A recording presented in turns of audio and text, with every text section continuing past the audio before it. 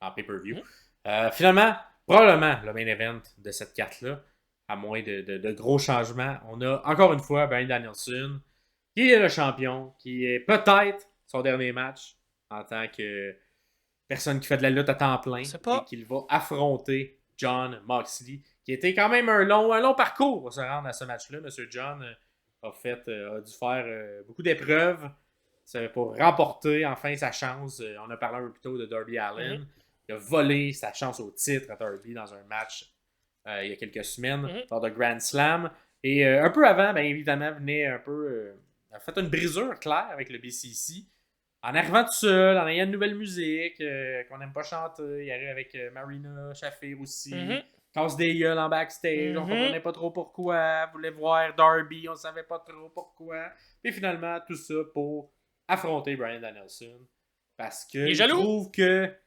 Mais il est jaloux, puis il trouve qu'il est soft. Il est trop soft. Fait que, de ce qu'on comprend, c'est ça. C'est la jalousie, la jalousie camouflée, d'après moi. Là. C'est pas ça qui est mis de l'avant, mais c'est ça, je pense que c'est le sous-texte là, de toute leur psychologie. Là. Ouais, fait que peut-être, on s'entend, ça a été la fin du dernier pay-per-view, l'espèce de trahison de Jon Moxley, de tout le BCC, à part Wheeler Yuta, contre Bryan Danielson.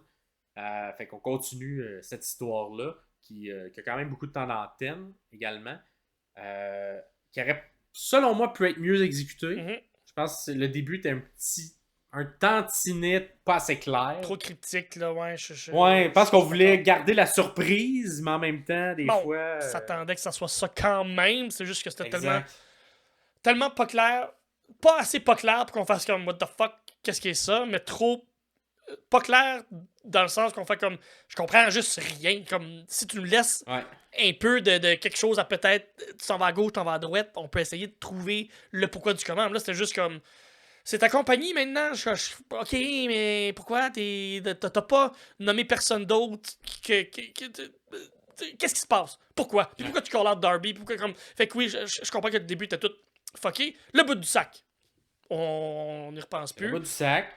Je pense qu'on aurait pu mieux utiliser aussi le reste, surtout Claudio, dans cette histoire-là. On aurait pu l'intégrer. Puis pourquoi Claudio décide de suivre Moxley, puis il suit pas Danielson? Tu sais, comme, il manque beaucoup d'éléments dans cette histoire-là. On aurait pu continuer un gros mois facilement avec toute cette gang-là, là, comme build-up. Ou prendre un chemin différent. Pour se rendre au même résultat.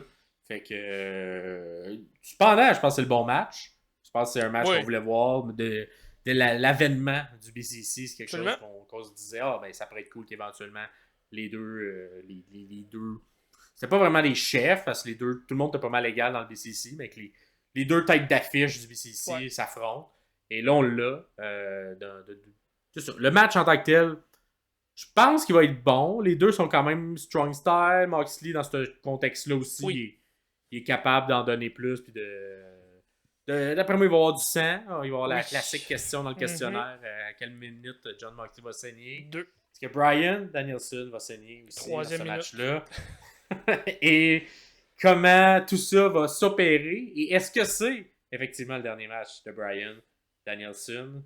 Et est-ce que M. Moxley va partir avec la ceinture après le match? Je vois des noms de ton côté. On va continuer cette feud-là encore un bout. Parfait. Moi, j'aurais aimé ça qu'on continue la feud sans le match. Je trouve que le match arrive trop tôt dans cette feud-là. Je pense qu'il y avait beaucoup d'éléments qu'on peut raconter dans cette histoire-là avec Yuta, avec Pac. C'est comme on est capable de tout expliquer les éléments, tout mettre les morceaux du puzzle à la bonne place avant d'arriver à ce match final-là où on pourrait sentir que ça soit crédible que Danielson perd la belt à ce moment-là, que ce soit à World's End, que ce soit au prochain pay-per-view au début d'année, que ce soit dans 6 mois, mais je trouve que encore une fois on précipite les affaires, ça va beaucoup trop vite et je comprends que le personnage de Moxley veut son title shot tout de suite, mais il aurait pu avoir beaucoup plus d'embûches, il aurait pu avoir beaucoup d'autres mondes, il aurait pu avoir Danielson qui dit non, pas tout de suite. Il aurait pu avoir plein d'affaires.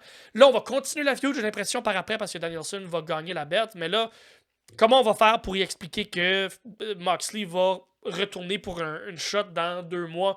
Là, que Claudio va sûrement vouloir s'essayer, sûrement que Pac va vouloir s'essayer. Comme, je comprends vers où on s'en va, mais j'aurais aimé ça avoir ce match-là à la fin plutôt qu'un milieu, premier tiers de cette feud-là, j'ai l'impression. Si on finit ça et que Danielson gagne et on se reparle plus, on oublie cette feud-là puis on part chacun de notre bord, je serais en tabarnak. Ouais. Écoute, moi, de mon côté, je pense que je vais aller ailleurs. Ouh! Moi, je pense que ça va être la fin. Ok. Je pense... Tu dis ça, ça va te faire mal au cœur? Ben, je pense pas que ça va être la fin de Brian. Non, Mais je pense que ça va mais- être la fin à temps plein. Oui. Déjà, dans les dernières semaines, il est moins à temps plein. Ouais. Déjà. Je pense que la feud va se poursuivre. Mais je pense qu'elle va se poursuivre avec un Brian à temps partiel. Et... Un Wheeler Utah qui est son stooge, qui fait comme, vas-y. Exact, un truc comme ça, mais j'ai l'impression... Qui est le plus crédible pour prendre la compagnie sur ses épaules après Brian? Ben, c'est Moxley qui l'a depuis 5 ans sur ses épaules. Exact. Fait que Mox... Retour d'Omega? Ben, peut-être. Il y a beaucoup de choses qui sont possibles, ça. mais dans le truc actuel, de la manière aussi qu'on a construit les semaines d'avant, j'ai l'impression qu'il y a beaucoup de gentils qui pourraient en vouloir à Moxley et qu'on pourrait avoir beaucoup c'est quand même, tu sais, pour permettre à Brian de faire des dodos, de vraiment revenir à temps partiel et de revenir ici et là dans des matchs de pay-per-view puis venir finir cette histoire-là éventuellement. Mais oui, j'ai l'impression que c'est peut-être le dernier match dans le contrat à temps plein de Brian. J'ai pas ça. Ouais, Wrestle Dream aussi, ça a comme un peu la genèse de ce pay-per-view-là, c'était pour rendre hommage aux amis de l'autre côté, à Japan. Puis Brian, je pense qu'il fait bien aussi avec cet aura-là. Écoute, je sais pas.